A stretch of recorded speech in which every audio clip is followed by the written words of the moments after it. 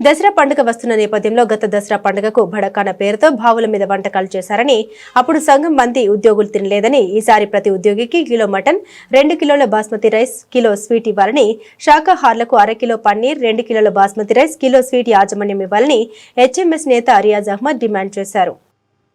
Sir, Dasara పండుగ పోయిన సంవత్సరం పండుగ రోజు బరాఖానా అని పెట్టిండ్రు. దానికి రెడ్ సెల్యూట్. మీకు బాగా అందరూ సంతోషపడ్డారు.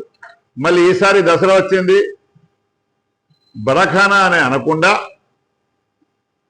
ప్రతి కార్మికుని ఇంటికి కిలో మటన్, 2 కిలోల బిర్యానీ రైస్, కిలో స్వీట్ పంపించండి.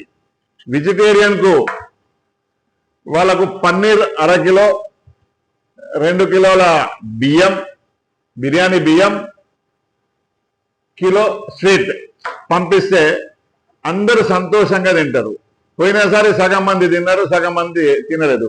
బరాఖానా అంటే సంతోషపడ్డాం మేము కూడా. కానీ చాలా మంది కుటుంబ సభ్యులతో తినాలి కదా, కుటుంబం వచ్చి ఉంటుంది కదా. డ్యూటీలో ఉన్న వాళ్ళు పోయి తిన్నారు తప్ప ఇంటి నుండి వచ్చి తిన్న వాళ్ళు చాలా తక్కువ. వంట చేసింది కూడా వేస్ట్ అయింది. వేస్ట్ కాకుండా ఉండాలంటే దయచేసి ఈసారి మీరు వెంటనే ఇది ప్రకటన చేయండి అని హెచ్ఎంఎస్ అప్పీల్ చేస్తుంది.